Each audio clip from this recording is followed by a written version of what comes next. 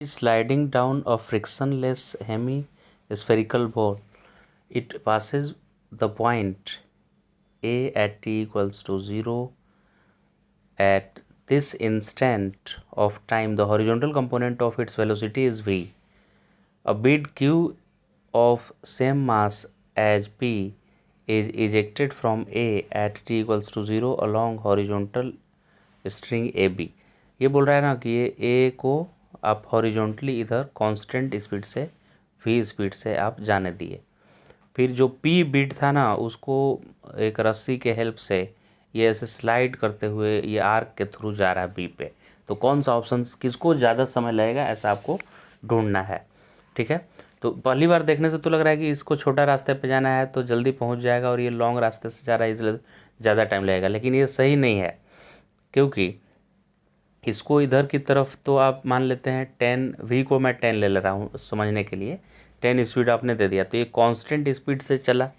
लेकिन जो p था ना p बीड, उस पर क्या होगा, ग्रेविटी एक्ट कर रहा है mg, ऐसे नीचे की तरफ mg एक्ट कर रहा है। तो इस mg का एक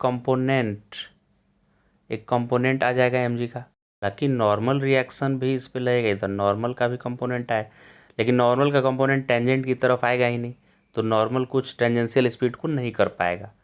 हाँ, इसका जो mg लग रहा है उसका एक कंपोनेंट ज़रूर इधर की तरफ आएगा और ये कंपोनेंट इस वेलोसिटी को इंक्रीज करेगा। तो इसके वेलोसिटी को, ये इधर जाने वाला स्पीड 10 था तो ये 10 से ये स्पीड को ग्रेविटी mg का जो कंपोनेंट आ रहा है mg साइन थीटा, वो इसको 10 से 11 12 ऐसे करने लगेगा। ठीक, तो 10 से बढ़ाकर इधर जाने का तो स्पीड 10 ही रहा, जबकि इधर आने का 11 हो गया, 12 हो गया, 13 14 15 मान लीजिए हो गया यहाँ सी तक। फिर सी से आगे बढ़ेगा इधर, तो अभी ग्रेविटी नीचे लग रहा है और ये जा ऊपर रहा है तो कम होगा, तो कम उसी रेट से कम होगा। तो 14 हुआ था तो 14 से 13 होगा, फिर 12 होगा, फिर 11 होगा। लेकिन ये ए से बी तक आप देख सकते हैं कि 10 से तो ज़्यादा ही रहा ना, एक्स ए से बी जाने समय 10 स्पीड रहा, लेकिन जो नीचे वाला आर्क कवर करके आ रहा था उसमें 10 से तो ज़्यादा ही स्पीड रहा, क्योंकि ग्रेविटी इधर सपोर्ट करके 11 12 ऐसे 14 स्पीड कर दिया।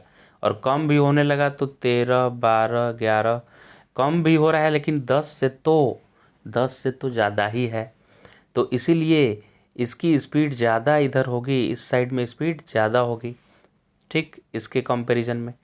फिर अब अगर हम निकाले टाइम किसको लगेगा, तो ऊपर वाले के लिए टाइम का फॉर्मूला लिखेंगे कि वो ए से बी तक डिस्प्लेसमेंट एक्स कवर किया और उसकी स्पीड 10 रही, तो इतना टाइम उसको लगेगा। अब जो इधर वाले कर्व पाथ पे आया था उसका वेलोसिटी जब बढ़ गया तो क्या वेलोसिटी का एक्स कंपोनेंट भी बढ़ा होगा। कोई भी वेलोसिटी जब बढ़ता है तो उसका दोनों कंपोनेंट बढ़ जाता है एक्स वाई, तो इस वेलोसिटी का एक्स कंपोनेंट भी बढ़ा होगा और उससे हम एक्स कंपोनेंट से निकालें कि ए से बी जब गया वो डिस्टेंस ट्रेवल करके, तो डिस्प्लेसमेंट तो वही एक्स रहा, राइट। लेकिन वेलोसिटी बढ़ा है और वेलोसिटी का एक्स कंपोनेंट भी बढ़ा है, तो ये कंपोनेंट 10 से ज़्यादा ही कुछ आएगा। इनिशियल वेलोसिटी का हॉरिजॉन्टल कंपोनेंट 10 था और बाद में टेंजेंशियल वेलोसिटी 11 12 13 हुआ, तो हॉरिजॉन्टल में भी तो असर डालेगा, तो ये भी ग्रेटर देन 10 कुछ नंबर देगा ये। तो इससे जो टाइम मिलेगा, डिनोमिनेटर ज़्यादा है तो नोमिनेटर कम, तो कम समय इससे मिलेगा। यानी ए सी बी पाथ को फॉलो करके जो आ रहा था पी, उसको कम समय लगेगा इन कंपैरिजन टू क्यू।